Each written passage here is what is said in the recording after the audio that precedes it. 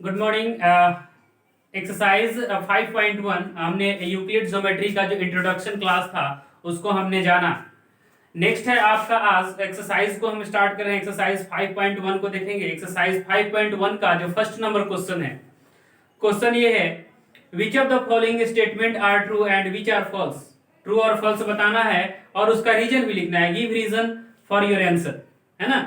पहला क्वेश्चन है, कह रहा है only one line can pass through a single point. कह रहा है कि एक सिंगल पॉइंट से, जो पहला क्वेश्चन है कह रहा है कि एक सिंगल पॉइंट से ओनली वन लाइन कैन पास, केवल ओनली वन, एक ही लाइन पास होगा इस सिंगल पॉइंट से।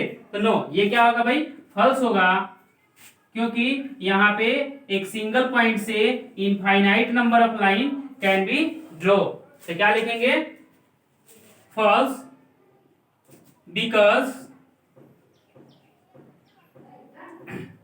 many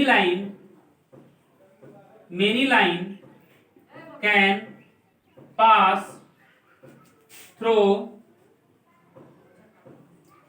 a single point।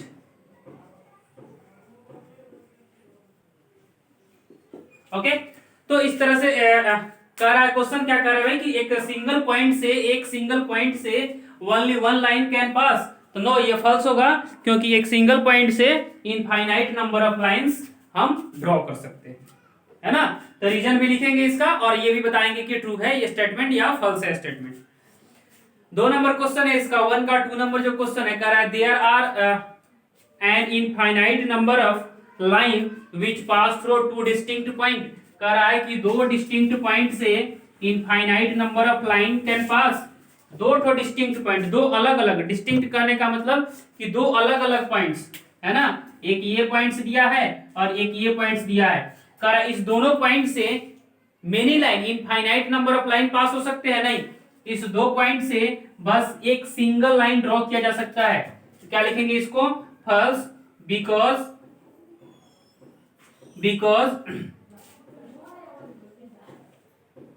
through two points,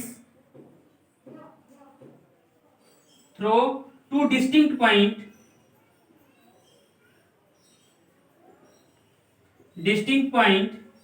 through two distinct point,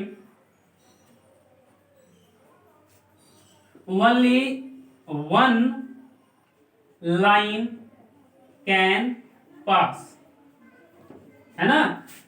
false because through two distinct point only one line can pass. एक जब single point हो तो वहां से इनफाइनाइट नंबर ऑफ लाइन पास कर सकते हैं सिंगल पॉइंट से, बट दो लाइन होगा तो वहां से केवल एक ही लाइन पास होगा। इस दोनों को जब ज्वाइन करेंगे तो बस एक सिंगल लाइन पास हो सकता है। ओके, तो इस तरह से क्वेश्चन नंबर 1 का क्वेश्चन नंबर 2 भी कर पाएंगे। क्वेश्चन नंबर 3 को देखा जाए, कह रहा है terminated line can be produce indefinitely on both the side. कह रहा है कि एक टर्मिनेटेड लाइन है, एक टर्मिनेटेड लाइन कहने का मतलब हमने एग्जाम्स जो पोस्टुलेट्स, यूक्लिड का जो पोस्टुलेट्स था उसमें हमने बताया था इस लाइन को। कह रहा है कि terminated line can be produce indefinitely on both the side. एक टर्मिनेटेड लाइन है, टर्मिनेटेड लाइन कहने का मतलब कि लाइन सेगमेंट, तो ये जो टर्मिनेटेड लाइन है इसको इंडेफिनेटली इधर और इसको इधर प्रोड्यूस कर सकते हैं।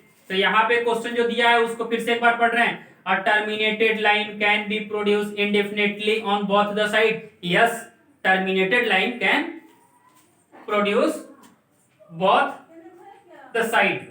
लिखेंगे यस, मतलब true, terminated line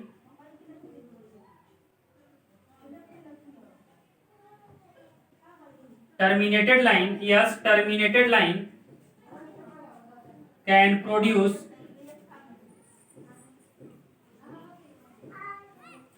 terminated line can produce both the side indefinitely।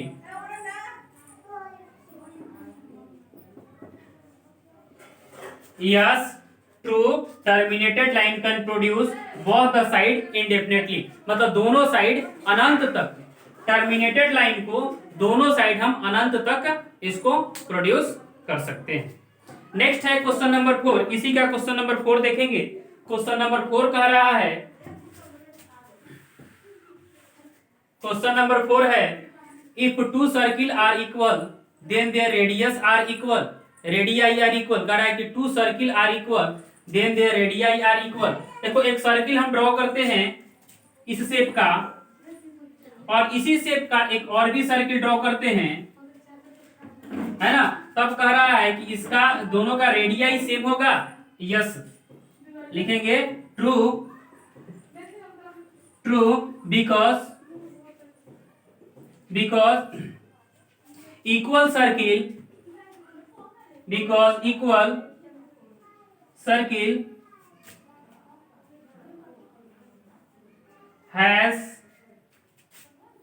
circle have equal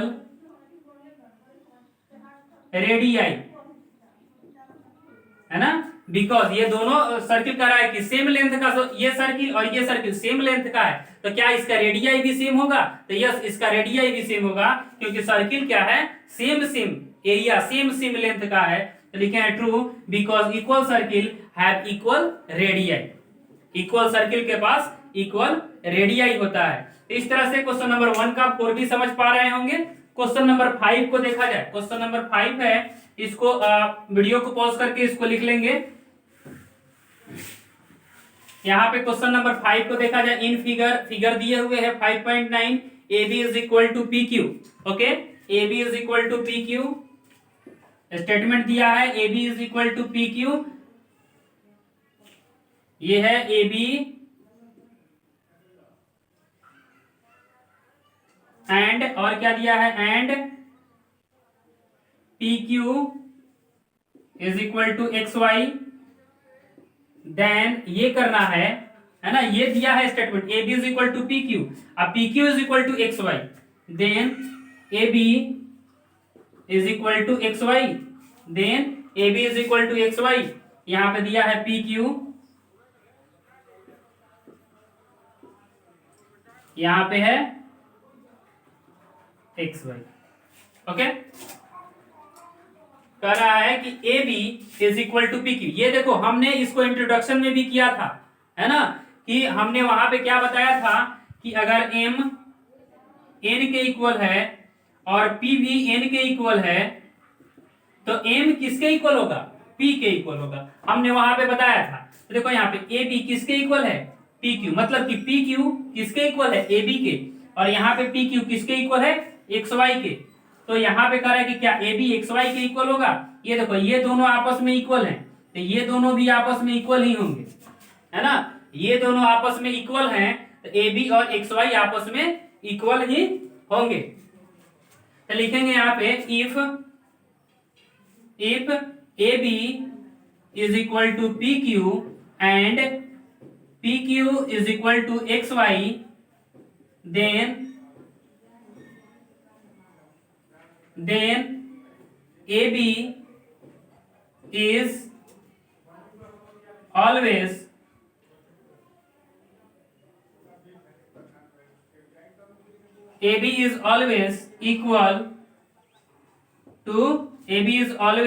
equal to XY, है ना, क्योंकि ये तो स्टेटमेंट ही है। स्टेटमेंट वहां पे हम इंट्रोडक्शन में ही बताए थे कि जब AB PQ के इक्वल हो और PQ XY के इक्वल हो, तो AB XY के इक्वल होगा ही होगा।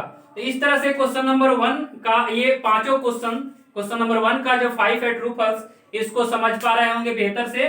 नेक्स्ट आगे देखा जाएगा क्वेश्चन नंबर 2। क्वेश्चन नंबर 2 है,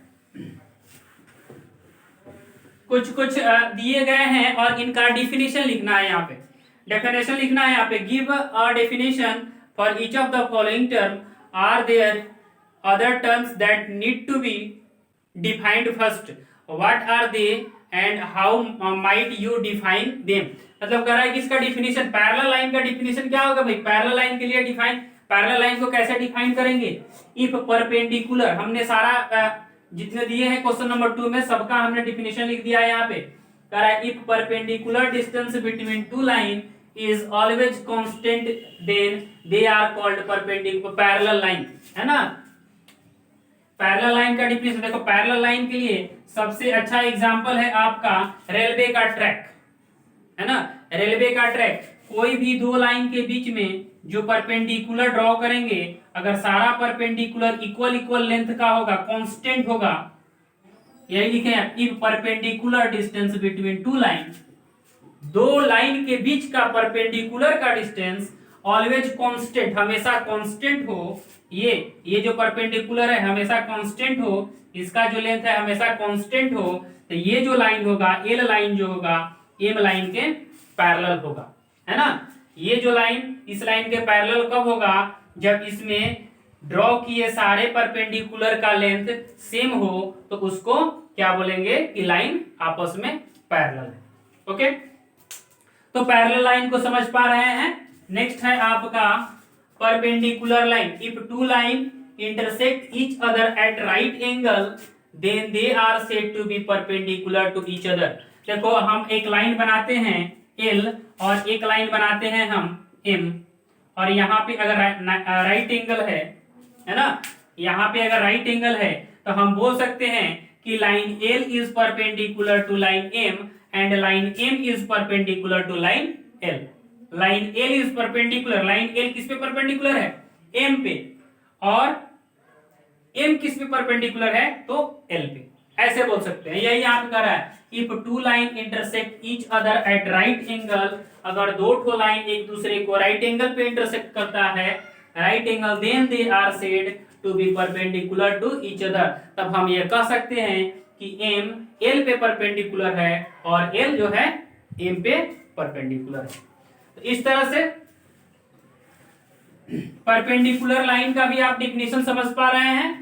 अगला है लाइन सेगमेंट। लाइन सेगमेंट तो सबको पता है क्योंकि लाइन सेगमेंट तो पहले से ही पढ़ते आ रहे हैं। तो लाइन सेगमेंट का है स्ट्रेट लाइन ड्रॉन फ्रॉम, कह रहा है कि straight line drawn from one point two another point is called line segment, है ना। एक यहाँ पे पॉइंट है और एक यहाँ पे पॉइंट है, और इस दोनों के बीच में जो हम लाइन ड्रॉ करेंगे दो पॉइंट होना चाहिए, यही है लाइन सेगमेंट का। आपने ये भी डिफिनेशन याद कर रखा है कि अ लाइन सेगमेंट है टू एंड पॉइंट्स, है ना। लाइन सेगमेंट को क्या होता है, दो ठो एंड पॉइंट होता है। इसी डेफिनेशन को इस तरह लिखा है, straight line drawn from one point two another point is called line segment.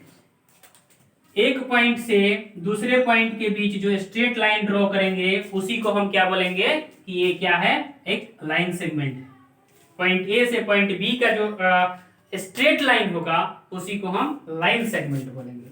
अगला है रेडियस ऑफ सर्किल, है ना। रेडियस से, सर्किल के रेडियस से क्वेश्चन नंबर 1 में भी क्वेश्चन था एक, कह रहा है the distance between centre and circumference of circle is called radius of circle. The distance between center and circumference of circle is called radius of circle. Distance between center and circumference of circle is called, देखो circle के लिए क्या कह रहा है, यहाँ पे कह रहा है the distance between center and circumference। देखेंगे यहाँ पे distance between centre and circumference of circle is called radius of circle. तो देखो एक सर्किल है जिसमें ये क्या है, एक सेंटर है, और सर्किल का सर्कमफेरेंस क्या होता है, ये इसका जो साइड से रोटेट राउंड है इसको बोलते हैं सर्कमफेरेंस, है ना। और सेंटर से सर्कमफेरेंस को जो लाइन टच करेगा इसी को क्या बोलते हैं, रेडियस बोलते हैं। तो वही कह रहा है distance between centre and circumference, centre से सर्कमफेरेंस, ये है सर्कमफेरेंस, सेंटर से सर्कमफेरेंस के बीच जो डिस्टेंस है इसी को क्या बोलते हैं, रेडियस ऑफ सर्किल। ओके, तो ये सारे क्या हैं, रेडियस ऑफ सर्किल। तो एक सर्किल में infinite number of radius draw किए जा सकते हैं, बट इक्वल लेंथ के। जितने सर्किल, एक सर्किल में जितने रेडियस ड्रॉ किए जा सकते हैं, बट सारे क्या होंगे, इक्वल लेंथ के होंगे। नेक्स्ट है आपका square. Square is quadrilateral having all side of equal length and all interior angles are right angle, है ना। तो देखो यहाँ पे कह रहा है स्क्वायर क्या है, एक क्वाड्रिलेटरल है, एक स्क्वायर क्या है, एक क्वाड्रिलेटरल है, और इसका ऑल साइड्स क्या होता है, इक्वल होता है, और ऑल एंगल क्या होता है, राइट एंगल होता है। ये भी बोल सकते हैं all sides are equal and all angles are equal. Okay, all interior angles are equal, all interior angles are equal, है ना। राइट एंगल भी बोल सकते हैं और यहाँ पे इक्वल भी बोल सकते हैं। A square is a quadrilateral having all sides are equal and all interior angles are equal, या all interior angles are right angle। दोनों का मतलब एक ही है, क्योंकि एक क्वाड्रिलेटरल में, सॉरी एक स्क्वायर में या फिर एक क्वाड्रिलेटरल में इंटीरियर एंगल यहाँ पे कितने होंगे, 4 ही होंगे, है ना। A sum of interior angle of a quadrilateral is 360 degree होगा, और 360 को 4 से डिवाइड करेंगे तो 90 90 90 ही आएगा। तो यहाँ पे क्या होगा, ऑल एंगल्स आर इक्वल या all angles are right angle. तो इस तरह से question number 1 and question number 2 को समझ पा रहे होंगे। क्वेश्चन नंबर 2 में बस याद करने को है, पैरेलल लाइन का डेफिनेशन याद करेंगे, perpendicular line, line segment, radius of circle, square. Okay, तो इस तरह से क्वेश्चन नंबर 2 तक टोटली कंप्लीट करेंगे। ये ना समझेंगे कि ये जो है आपका सिलेबस से बाहर है, ये इस बार के सिलेबस में नहीं है यूक्लिड ज्योमेट्री, तो इसको ऐसा ना करेंगे कि छोड़ के आगे बढ़ेंगे, ऐसा नहीं करने को है, सबको पढ़ने को है। जितने बुक्स में जितने कुछ दिए हैं ये सारे आगे किसी न किसी क्लास में या फिर अगले जस्ट क्लास में ये सारे एक दूसरे से रिलेट होने को है। तो ये जरूरी नहीं कि इस साल सिलेबस कम हो गया तो जब आप 10 क्लास में जाएंगे तो वहां आपको सिलेबस कम मिलेगा, ये जरूरी नहीं, अगले बार सिलेबस चेंज हो सकता है ना। तो इस तरह से जितने हैं सारे क्वेश्चंस को करेंगे। आपके इस बार के एग्जाम में इस चैप्टर से नहीं आएगा, ये है, बट आपके लाइफ में और भी सारे एग्जाम्स आएंगे, बहुत सारे कंपटीशंस आएंगे जो इसको यूज किया जाएगा उसमें, है ना। 11th क्लास में, 12th क्लास में maths related to physics, maths बहुत सारा फिजिक्स से रिलेटेड है ना। तो फिजिक्स में भी बहुत सारे टर्म्स ऐसे होंगे जो इसको रिलेट करेंगे।